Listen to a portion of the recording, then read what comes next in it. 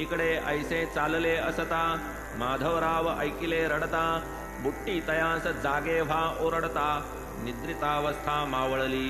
का हो आपण का रडत होता, ऐसे माधवरावास पुसता, म्हणती श्रींचे प्रेमोद्गार परिसता, प्रेमोद्रेकता पावलो. बाष्प गदगद जाहला कंठ, नयनी आसुवे वाहिली उद्भट, प्रेम नावरे आवरिता उत्कट, जाहले परिस्फुट रुदनात. येऊनी बाबा माझिया निकट, आज्ञा दिधली मजला स्पष्ट, वाडा देऊळ होऊ द्या प्रकट, पुरवीन अभिष्ट सर्वांचे. बापू साहेब अंतरी विस्मित, दोघां लागी एकची दृष्टांत, मन जाहले संशयरहित, कार्यार्थोद्यत निश्चित.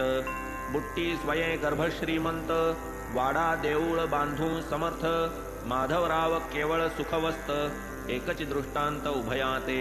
परस्परांची स्वप्ने जुळली, परमानंदा भरती आली, रूपरेखा निश्चित केली, योजना अनुमोदिली काकांनी.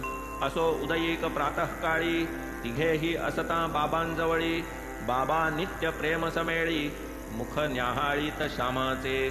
श्यामा वदे देवा हा खेळ, काय आहे तुझा अकळ, झोपही न घेऊ देसी निश्चळ, तेथेही आम्हा ते बरळविसी. तेव्हा बाबा ते परिसुनी, हस्त ठेवीत आपुले कानी, वदत आम्ही आपुले ठिकाणी, म्हणोत कोणी काहीही. असो मग ती पूर्वोक्त योजना, मांडिली बाबांची या अनुमोदना, जाहली तात्काळ बाबांची अनुज्ञा, समंदिर सदना बांधावया. माधवरावांनी बांधिली कंबर, झाला तळमजला तळघर, त्यांचेच हातून झाली विहीर, काम हे येथवर पोहोचले.